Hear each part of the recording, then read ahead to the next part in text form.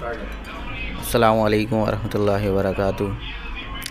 تمام تعریف اللہ کے لیے جس نے ہمیں اور ہم زمین و آسمان بنائے، صلی اللہ علیہ وآلہ وسلم۔ آج کا ہمارا ٹاپک ہے توحید۔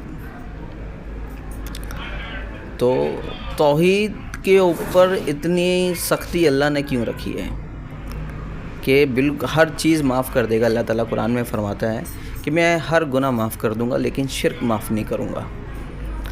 تو آپ کیا سمجھتے ہیں رضا بھائی کہ شرک کا معاملہ اللہ تعالیٰ نے اتنا سخت کیوں رکھا ہے، اور شرک کتنے قسم کا ہے؟ عمومی طور پہ تو ہم یہ سمجھتے ہیں کہ صرف بتوں کو سے مانگنا ہی شرک ہے۔ عمومی طور پہ ہم جو مسلمان ہیں ہم یہی سمجھتے ہیں کہ صرف بتوں کے آگے مانگنا شرک ہے، لیکن آپ اس پہ ذرا روشنی ڈالیں کہ ایک تو شرک کتنے قسم کا ہے، اور شرک کے معاملے میں اللہ تعالیٰ نے اتنی سختی کیوں برتی ہے؟ السلام علیکم وقار بھائی، سب سے پہلے درود پڑھ لیتے ہیں۔ اللہم صلی علی سیدنا و مولانا محمد و بارک وسلم صلی علیہ۔ سب تعریفیں اللہ کے لیے ہیں۔ شرک کا جہاں تک معاملہ ہے، توحید کا جہاں تک معاملہ ہے وقار بھائی، اصل میں دیکھیں اس سے پہلے ولاگ میں آپ نے اور میں نے یہ چیز ڈسکس کی تھی کہ ہم طالب علم ہیں، ہم سیکھ رہے ہیں۔ زندگی کا ایک عرصہ ہم نے گزارا، مختلف لوگوں میں بیٹھے، صحیح ہے، بہت سے لوگوں کی بہت سی رائے ہوتی ہیں، لیکن ہم نے اصل میں یہ چیز جانا کہ جو ہمارے نبی نے ہمیں سکھایا ہے نا، وہی دین ہے۔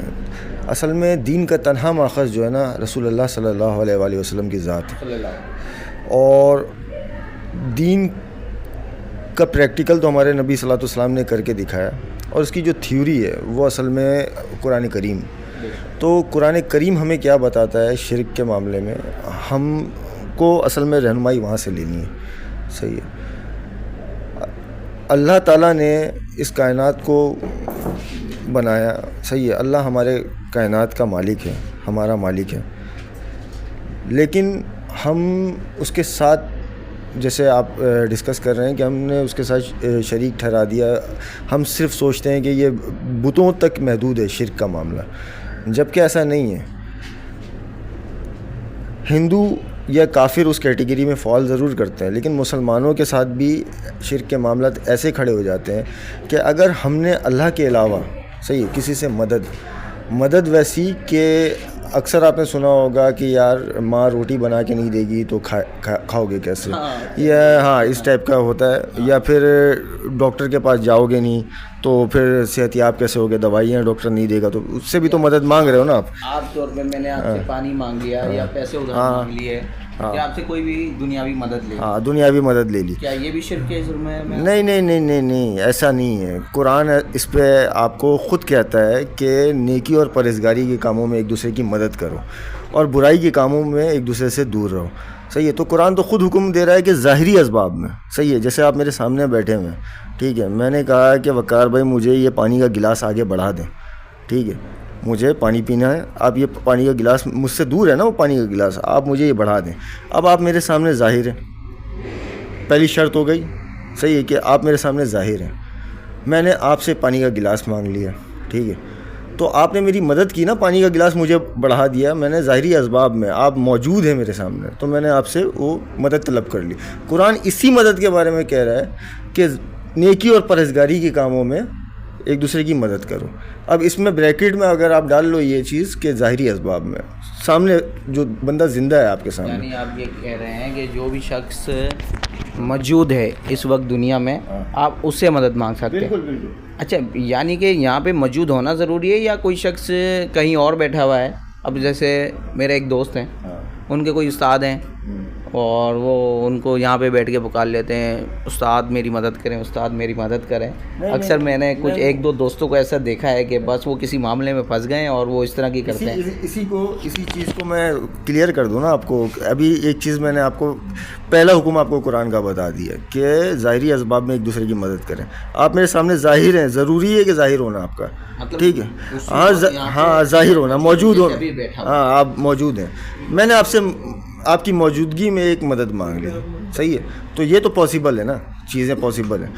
اب اگر آپ میرے سامنے موجود نہیں ہیں, صحیح ہے, اور پھر میں کہوں کہ یا وقار بھائی مدد, اے وقار بھائی میری مدد کیجیے, صحیح ہے, وقار بھائی زندہ بھی ہیں لیکن میرے سامنے موجود نہیں ہیں. میں کس میں پکار رہا ہوں آپ کو؟ غیب میں پکار رہا ہوں. غیب ہو گیا نا, آپ موجود نہیں ہیں. نہیں, میں نے آپ کو غیب میں پکارا. بھائی پانی کا گلاس آپ ٹیلی فون پہ نہیں پہنچائیں گے مجھے, صحیح ہے, تو میں نے آپ سے غیب میں پکارا. آپ کو ٹیلی فون کی فون کر کے تو مانگی جا سکتی ہے نا, تو غیب میں آپ کو پکار لیا نا بھائی. تو غیب میں جب میں نے آپ کو پکارا ہے تو میں نے غیب کی وائلیشن کی ہے, صحیح ہے. اللہ غیب ہے, اللہ کو کسی نے نہیں دیکھا نا, ہم نے اس کو ہمیشہ غیب میں پکارا نا. دعائیں ہم خاص اللہ کے لیے کیسے کرتے ہیں؟ جو غیب میں ہے. اللہ, ہمارا ایمان ہے کہ اللہ غیب ہے, صحیح ہے, ہم غیب میں اسے پکارتے ہیں. تو جب اس غیب کے ساتھ کسی غیب کو پکارو گے آپ, صحیح ہے, تو وہ غیب کی وائلیشن ہو جائے گی. سمجھ رہے ہیں آپ بات کو, کہ اللہ غیب ہے, صحیح ہے, ہم نے اللہ کو بن دیکھے ایمان رکھا ہے, ہم اس کو غیب میں پکارتے ہیں. اب جب ہم نے کسی اور کو غیب میں پکارا ہے, اب وقار بھائی میرے سامنے موجود نہیں ہے, میں بولوں یا وقار بھائی گلاس مجھے پانی کا بڑا دے, یعنی ہاں, یہ بات اب خالی بتوں کے پوچھنے تک نہیں, یہ عام انسانوں پہ بھی ہاں بالکل بالکل کرتی ہے. یہ تو آپ نے جو بات کی ہے کہ بندہ موجود بھی ہے, مطلب بندہ زندہ بھی ہے لیکن موجود نہیں ہے. ہاں, موجود نہیں ہے, تو وہاں بھی اس کی غیب کی وائلیشن ہو جائے گی.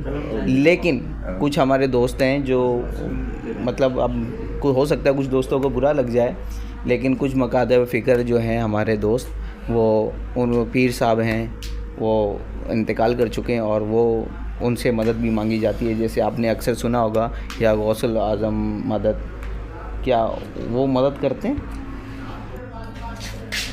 میں اپنی ایک اسٹوری آپ کو سناتا ہوں اسی کے معاملے میں نا,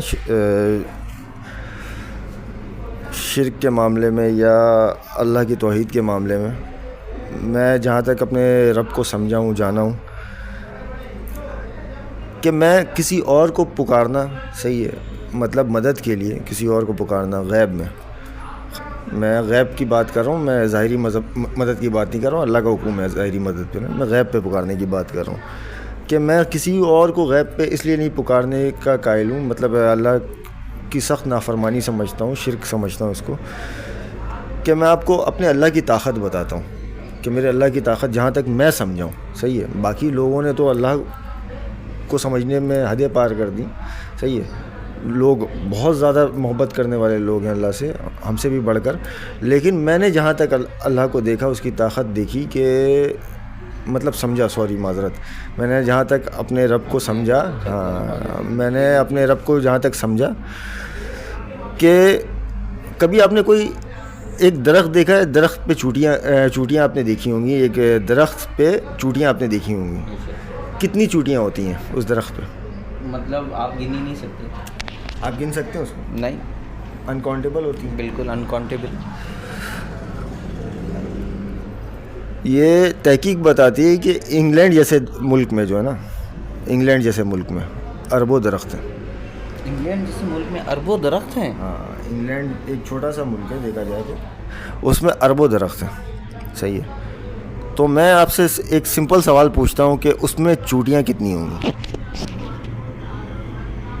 یہ تو ایسا سوال ہے کہ کوئی دنیا میں بتا ہی نہیں سکتا, وہ میرا صرف رب جانتا ہے. وہ رب جانتا ہے, بس میرا رب جانتا ہے. ابھی میں صرف ایک ملک انگلینڈ جو کہ دنیا کے نقشے میں بہت دوسرے ممالک کے حوالے سے بہت چھوٹا سا ملک ہے, تو اس پہ اربوں درخت ہیں, صحیح ہے. سوئٹزرلینڈ اٹھا کے دیکھ لیں, یا پھر اپنے پاکستان میں کشمیر سائڈ اور ہاں امیزون کا جنگل دیکھ لیں, تو اس میں چوٹیاں کتنی ہوں گی؟ بے شمار. کاؤنٹ نہیں ہے نا, کیلکولیٹر فیل ہے انسان کا, تمام کمپیوٹرز فیل ہے کہ اس کی تعداد آپ ان چوٹیوں کی نہیں گن سکتے. ابھی ہم درخت کی تعداد نہیں گن سکتے, دنیا میں درخت کتنے ہیں اس کی تعداد نہیں گن سکتے, تو چوٹیوں کی تعداد تو بہت دور کی بات. تو ہمیں سائنس بتا رہی ہے کہ تقریباً مخلوقات جو ہے نا, مخلوقات یعنی کہ چوٹی, ہاتھی, اس طریقے سے اسپیشیز جو ہیں, دیگر اسپیشیز جو ہیں انسان کو چھوڑ کے, وہ تقریباً نہیں بھی تو 5000 سے کراس کر گئے. 5000 اسپیشیز دریافت ہوئی اب تک. تو یہ صرف ایک اسپیشی کی بات ہو رہی ہے چوٹی کی, وہ 5000. کہ آپ یہ کہنا چاہ رہے ہیں صرف چوٹیوں کے اندر 5000 اقسام ہیں؟ نہیں, چوٹیوں کے اندر نہیں ہے, میں بول رہا ہوں کہ جو دیگر مخلوقات ہیں نا, دیگر جو مخلوقات ہیں اس میں 5000, جیسے ایک انسان ہو گیا, ایک چوٹی ہو گئی, اس طریقے سے 5000 مخلوقات خشکی پہ رہنے والی اب تک ڈسکور ہو چکی ہیں. صحیح ہے. اب ان کی تعداد کیا ہے اور ان کی کتنی قسم ہے؟ صحیح, ان کی تعداد کیا ہے؟ ابھی تو صرف 7 ارب انسان جو ہے, صحیح ہے, ہم نے اس کا کیلکولیٹ کیا ہے کہ 7 ارب انسان ہے اس دنیا میں. ہاں, اور 5000 مخلوق خشکی پہ رہنے والی 5000 مخلوق جو ہے نا سائنس نے ڈسکور, ابھی اور ڈسکور ہونا باقی ہے. یہ صرف ایک محتاط انداز ہے کہ 5000 سے اوپر مخلوق دریافت ہو چکی ہے. اور ان ہر مخلوق کی, جیسے انسان کا 7 ارب ہے تو چوٹیوں کا کتنا ہوگا, ہاتھی کا کتنا ہوگا, اس طریقے سے خشکی پہ رہنے والے جاندار کو آپ کاؤنٹ نہیں کر سکتے. صحیح ہے, نہیں کر سکتے نا. تو کہنے کی بات ہے, میں صرف ابھی ایک چوٹی پہ بات کر رہا ہوں آپ سے. صحیح ہے, کہ میرا رب ایک چوٹی, اس کی زندگی, اس کی موت, اس کے رزق سب کا حساب رکھتا ہے نا. کب پیدا ہونا ہے, کب مرنا ہے, اور کتنے دن تک اس کو رزق ملنا ہے, یہ سب اس کا حساب رکھتا ہے. ہم کاؤنٹ نہیں کر سک رہے, ہم اپنے رب کو کاؤنٹ, اپنے رب کی اس مخلوق جو چوٹی ہے اس کی تعداد کاؤنٹ نہیں کر سک رہے ہیں. تو اس کی جتنی مخلوقات ہیں اس دنیا میں, اس دنیا کے اندر جتنی مخلوقات ہیں خشکی پہ رہنے والی, ان کی تعداد تو ہم کاؤنٹ ہی نہیں کر سکتے. تو اس کے رزق کا حساب ہم کیسے رکھیں گے؟ وہ رب رکھ رہا ہے نا, اس چیز کو آپ مان رہے ہو نا. تو جب اتنا پاورفل خدا ہے, اتنا پاورفل میرا اللہ ہے, صحیح ہے, تو اس کے ساتھ اگر کسی کو آپ نے شریک کیا تو اس کو برا نہیں لگے گا, چاہے وہ کسی بھی فارم میں ہو. صحیح ہے. اگر وہ کوئی نمائندہ کھڑا بھی کر دیتا نا کہ یہ میرا نمائندہ ہے اور اس کے ہاتھ میں ساری چیزیں میں نے دی ہیں, ٹھیک ہے, تب بھی ہم نے مانگنا اللہ ہی سے تھا. اگر اس کی مثال ایسے لے لیں کہ بارش فرشتہ برساتا ہے, بارش ایک فرشتہ برساتا ہے نا, لیکن فرشتے کی ڈیوٹی ہے, ہم مانگتے فرشتے سے نہیں ہیں, ہم مانگتے اللہ ہی سے ہیں. بارش اللہ سے ہی دعا کرتے ہیں. صحیح ہے. اگر ہم فرشتے کو پکارنا شروع کر دیں تو ہم نے غیب کر دیا نا, غیب میں فرشتے کو پکارا, اللہ کے ساتھ اس کو مطلب مکس اپ کر دیا, شرک کر دیا. تو یہ اصل میں مدعا یہ ہے کہ آپ جس دن یہ چیز سمجھ جاؤ گے نا کہ آپ کا رب کتنا پاورفل ہے, صحیح, کتنا طاقتور ہے. ہم اس دنیا کا حساب نہیں لگا سکتے وقار بھائی, وہ کائنات کا رب ہے. سائنس نے اب تک صرف اور صرف 3% جو ہے نا کائنات کو ڈسکور کیا. وہ کہتے ہیں, یہ محتاط اندازہ ہم آپ کو بتا رہے ہیں کہ 3% ہم نے صرف ڈسکور کیا اس کو, کائنات کو. ابھی 97% باقی ہے, اور اس 3% میں کھربوں دنیا ہے اس جیسی, کھربوں مطلب سائنس فیل ہو چکی ہے, اس کے کیلکولیٹر فیل ہو چکے ہیں کہ اتنی دنیا, اتنی دنیا ہے. تو وہ ایسی تو نہیں کہتا نا میں رب کائنات ہوں, ہر جگہ اس کی مخلوق ہوگی, ہر جگہ ہوگی. یہ جو ایلین فیکٹر اور یہ ساری چیزیں ہم ڈھونڈ رہے ہوتے ہیں, تلاش کر رہے ہوتے ہیں, صحیح ہے, کیوں کر رہے ہوتے ہیں؟ صرف اس ایک بات پہ کہ وہ رب کائنات ہے, اس لیے وہ ایک چیز ہمارے دل میں ایسی اتر گئی ہے کہ ہم ڈھونڈتے ہیں اس کی دوسری مخلوقوں کو. آپ صرف اتنی سی دیکھو ایک بات کہ آپ کا باڈی, صحیح ہے, خلیات پہ بنا ہے, ایٹمس, صحیح ہے, آپ کے باڈی کے اندر کتنے ایٹمس ہیں, اور وہ جاندار ہیں, سارے زندہ ہیں, ان کا حساب اللہ تعالیٰ رکھتا ہے. بے شک ہمارے باڈی کے سیل روزانہ وہ صاحب کہتے ہیں, ایک ہمارے صاحب ہیں, وہ کہتے ہیں کہ دنیا میں ایک پن پوائنٹ بھی, مطلب ایک پن چھوڑ دو نا, جو سیفٹی پن ہوتا ہے, آل پن ہوتا ہے, اس کو ایک پن کو چھوڑ دو تو وہ جس جگہ پہ گرے گا نا اس جگہ پہ بھی اللہ کی مخلوق ہے. اللہ, مطلب دنیا کا کوئی ایک حصہ پن پوائنٹ بھی خالی نہیں ہے اللہ کی مخلوق سے. یہ ایٹمز, یہ جتنے بھی جراثیم ہیں, بیکٹیریا ہیں, ہاں, وہ جو ہمیں نظر نہیں آتے نیکڈ آئی سے, ہاں نے دیکھا ہے کہ وہ پانی بھی اس میں بھی دکھتے ہیں. تو یہی چیز آپ کو سمجھانے کا مقصد ہے کہ وہ اتنا پاورفل رب ہے کہ وہ اتنے مخلوقوں کو لے کے ہینڈلنگ کر رہا ہے, وہ اتنی مخلوقوں کا حساب کتاب رکھ رہا ہے, زندگی, موت, کھانا پینا, ساری چیزیں.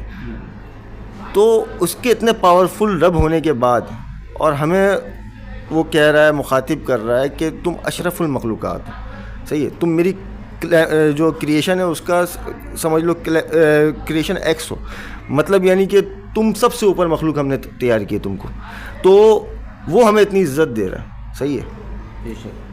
ہم اس کو کیا عزت دے رہے ہیں, ہم اس کو کیا رسپیکٹ دے رہے ہیں کہ وہ صرف ہم سے ایک ڈیمانڈ کرتا ہے قرآن میں کہ میرے ساتھ شریک نہیں ٹھہرانا کسی کو, میں بہت پاورفل رب ہوں, میں نے بہت کچھ کیا ہے تیرے لیے. صحیح ہے. تو میرے ساتھ کسی کو شریک نہیں ٹھہرانا. میں کچھ کہنا چاہوں گا, یعنی میں آپ کی بات سے یہ سمجھا ہوں کہ یہ جو آپ نے شرک والے معاملات کہے ہیں, یعنی کہ اس کی تمام صفات جو ہیں اللہ کی, جو ہمیں پتہ ہے 99 صفات ہیں, ان میں سے کسی ایک کو بھی اس صفت کا اگر آپ نے شامل کر دیا, یعنی قہار, جبار, جو رحمان یا رحیم مان لیا, کسی کو بھی سننے والا مان لیا, تو یعنی آپ نے شرک کر دیا ہے. اس کو ڈیٹیل میں پتہ ہے میں آپ کو کیسے بتا دوں. نبی صلی اللہ علیہ وسلم نے ہر چیز سے پہلے کچھ نہ کچھ دعائیں سکھائی ہیں آپ کو. جیسے کھانا کھانے سے پہلے بسم اللہ پڑھ لیں. صحیح ہے. کسی کی تعریف کرنے سے پہلے ماشاء اللہ کہہ لیں. صحیح ہے. کچھ کرنے جا رہے ہو تو انشاءاللہ کہہ لو. تو یہ پتہ کس لیے کہا کہ اس جگہ پہ اگر آپ کے دل و دماغ میں جو ایک خفیہ شرک ہے, صحیح ہے, انسان کے اندر ایک خفیہ شرک ہے جس کو علماء کرام جو ہے شرک خفی کہتے ہیں. تو انسان اگر اپنے بارے میں بھی کچھ سوچتا ہے نا کہ یار میں یہ کرنے جا رہا ہوں, صحیح ہے, تو اس کو بھی انشاءاللہ ماشاءاللہ الحمدللہ کے ساتھ ہم نے کل کر دیا اپنے اس تکبر کو. صحیح ہے. اپنے اس شرک کو کہ اللہ ہے جو ہے, اللہ کے علاوہ کچھ نہیں ہے, ہماری بھی کوئی اوقات نہیں, ہمارا خود کا بھی کوئی کچھ نہیں ہے. یعنی کہ پہلے آپ نے کچھ بھی تعریف بھی کرنی ہے تو پہلے ماشاءاللہ کہنا ہے, پھر اس بندے کی تعریف ہاں اس بندے کی تعریف کرنی ہے کہ پہلے اللہ ہے. صحیح ہے. تو جب ہر جگہ پہ اللہ موجود ہے, صحیح ہے, ہر جگہ پہ ہم اللہ ہی کو پکار رہے ہیں, پھر کسی اور کے پاس کیوں جائیں, پھر کسی اور کے پاس کیوں جائیں. سوال یہ ہے. یہ تھا آج کا ہمارا تھوڑا سا سیشن. انشاءاللہ اس پہ ہم دوبارہ پوڈ کاسٹ کریں گے, بات کریں گے انشاءاللہ. پھر اگلے ولاگ میں ہم آپ سے ملتے ہیں.